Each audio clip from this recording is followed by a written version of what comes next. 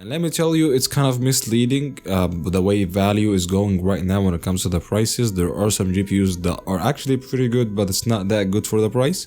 So we have 5 options. I'm not gonna go over that particular number because there are some things that are good, but I just don't feel that they're worth it. So hey, please, if you like the video, press on that like button because that really helps me out a ton. And yeah, today we're taking a look at the top 5 GPUs that you can get right now that actually provide really good value for money.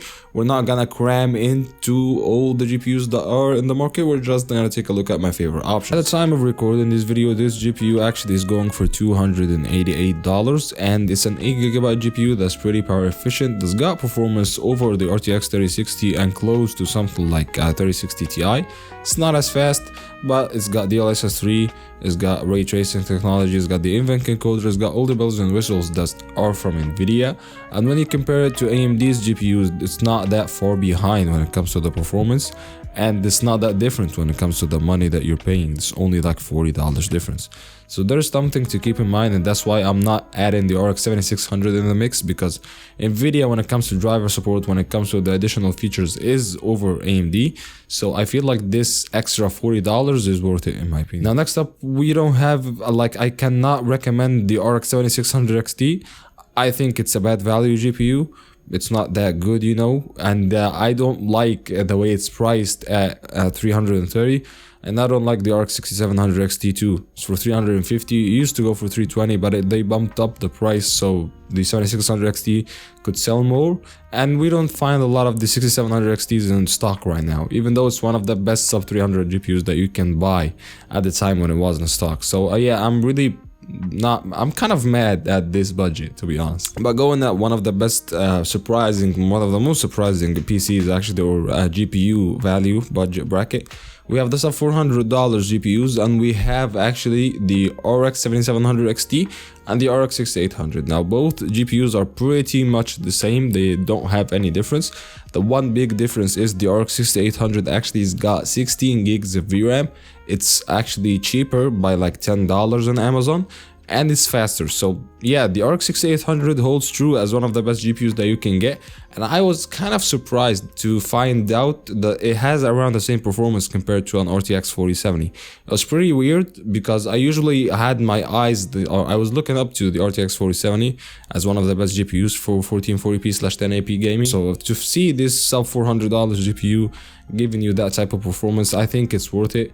I mean, yeah, it's really good. I mean, I think this is the best value GPU that you can get in general right now. Now we have honorable mentions to the RX 7800 XT and the RTX 4070 Super. I feel like they kind of trading blows, even though this is a $500 and $600 GPU. The 7800 XT is more of a fan favorite because of the 16 gigs of VRAM. In my opinion, the 4070 Super is kind of better, like by a tiny bit, because the extra performance you're getting. And on top of that, you are getting the Nvidia features if you are into anything other than gaming, like ray tracing, 3D intensive applications like Blender, for example. So that's something to keep in mind. But it's only the RX 7800 XT in this mix, in my opinion. It really holds true as a good sub $500 GPU. Now the last piece of the puzzle, the higher end GPUs, and yeah, we have the RX 7900 XT. Because at the time of recording this video, I saw this GPU going for $670. It was crazy deal. I think you should never blink an eye if you decided to get a sub $700 GPU. The 7900 XT holds true as one of the best value for money GPUs also in the high-end version. If you're getting this GPU for $650, that's crazy. It's a 20GB GPU. I cannot see any reason why you shouldn't get this GPU, even if you are an Nvidia fan. It's unbeatable in my opinion.